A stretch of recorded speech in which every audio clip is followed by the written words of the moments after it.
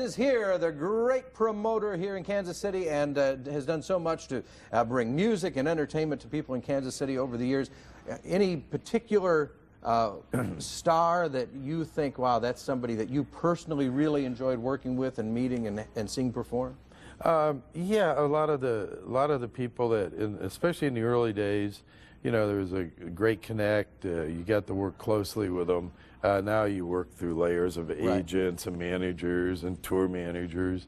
But we got a lot of rapport with like everybody from Bob Seger to, you know, Heart and some of the early bands to Journey and Steve Perry. And what's the secret from you're a businessman, but you also are working with these creative people whose brains don't always work the same way as everybody else's brains work.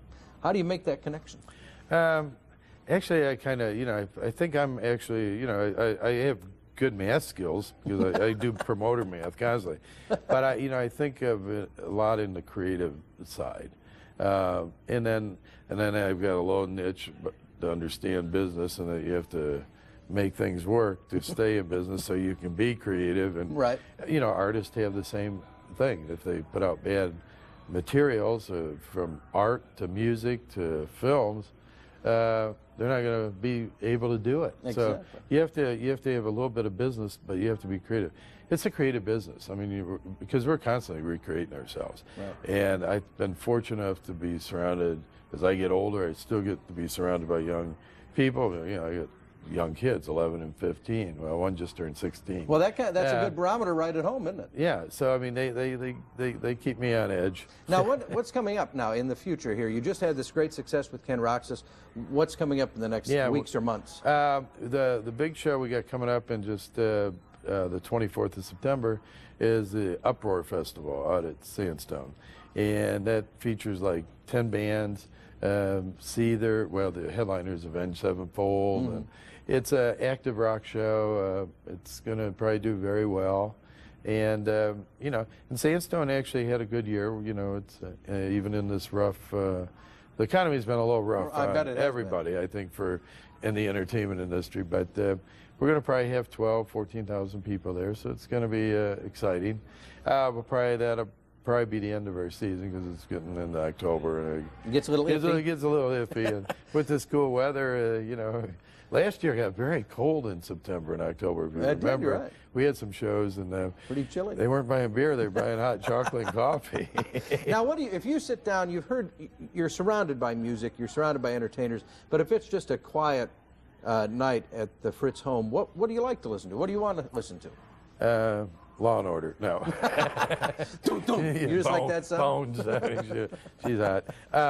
But you know, we're constantly listening to music. I mean, is it a job or is it fun? I mean, because it's fun. Yeah. You know, I mean, put it this way: if music didn't exist in the world, how boring would it be? And I mean, just think of a movie without music. Right. It would, and they've done that, and I've gone, oh my gosh, it's so weird to not hear music or sound effects. Right. It doesn't work. I mean, you know, the senses you need music. I mean, it's a part of, people don't even realize how much music they actually listen to and how important it is just to keep you upbeat.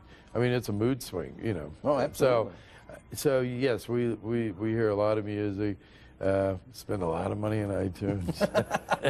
iTunes probably really appreciates us, you know, because all the kids have iPhones, and that's where they get their music. They love making tapes, mixtapes. When you look back over the years, you worked with so many great acts. Is there one that you think, oh, I wish I had had a chance to work with that group or that person? That would have been fun.